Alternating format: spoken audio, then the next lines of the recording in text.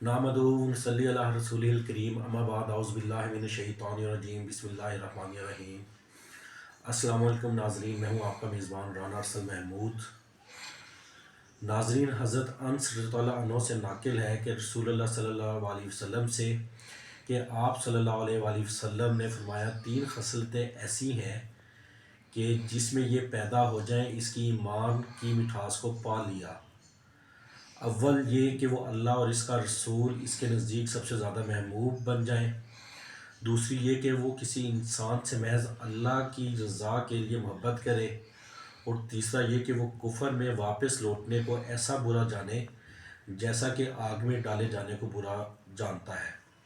اللہ و تبارک تعالیٰ ہمیں اپنے اور اپنے پیارے محبوب نبی کریم صلی اللہ علیہ وآلہ وسلم کے بتائے ہوئے راستے پر چلنے کی توفیق دے۔ اللہ و تبارک تعالیٰ ہمیں قرآن کریم کے بتائے ہوئے راستے پر اپنی زندگی گزارنے کی توفیق دے اور ہدایت دے۔ اللہ و تبارک تعالیٰ تمام بے اولادوں کو نیک اور صالح اولاد عطا کرے، تمام بے روزگاروں کو حلال رزق عطا کرے اور ان کے کاروبار میں جو بھی بندشیں ان کو ختم کرے اور لوگوں کو ان کے قرضوں سے ہٹانے میں مدد کرے۔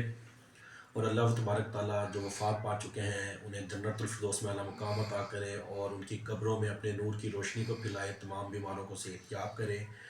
اور اللہ تبارک تعالیٰ ہمیں اپنے اور اپنے پیارے محبوب نبی اکرم صلی اللہ علیہ وسلم کی حفظ و امان میں رکھے۔